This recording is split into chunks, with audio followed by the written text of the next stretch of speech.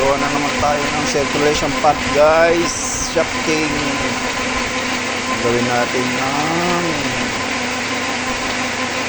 lalagay mechanical seal. Natin papasok guys, para wala na, sira na yung shafting. Palitan natin ng maliit mechanical seal guys. Bawasan na natin yung shafting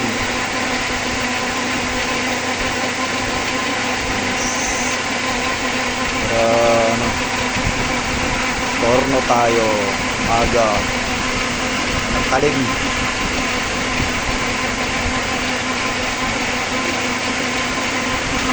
Dito yan. Yan.